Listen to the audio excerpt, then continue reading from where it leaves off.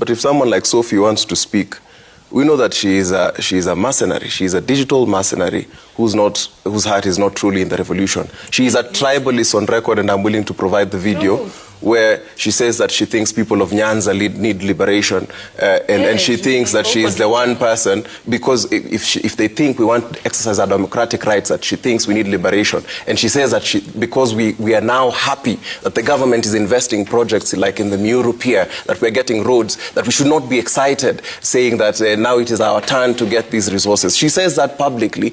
And she even says that it casts a generational or existential threat to future generations. Those threats there were, because she wants to be an MCA in Thika, were there existential threats when Thika Superhighway was being built? Were there existential threats when Msando was killed? Were there existential threats when the Limuru 3 conference was held? Were there existential threats? Keep quiet, I'm speaking.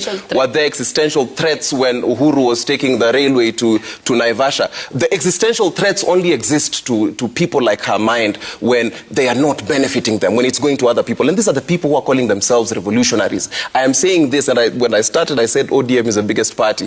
The party she is associating herself with is a party that has been formed by a sitting ODM member. The member of parliament who is the founder of her party is not even bold enough to go and seek a fresh mandate. These people are banded up in a caucus, always wearing t-shirts saying Sisi ndio nini or whatever, but they refuse to join the party that has led the progress. So she should not stand here in Shikanari. She cannot teach us the ideals of Raila Odinga better. She cannot think that she knew him better more than us who knew Baba. He was a personal friend to me.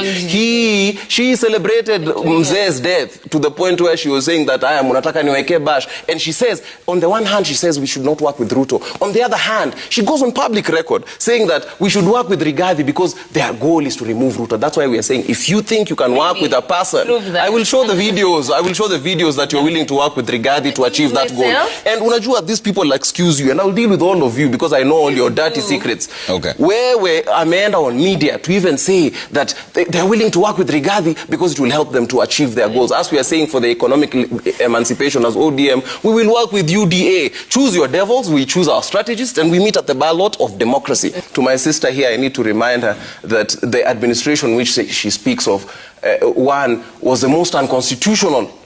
First of all, if she wants to talk about legitimate presidents, it is not lost on me that their government, her party's government, was the first elections that were nullified.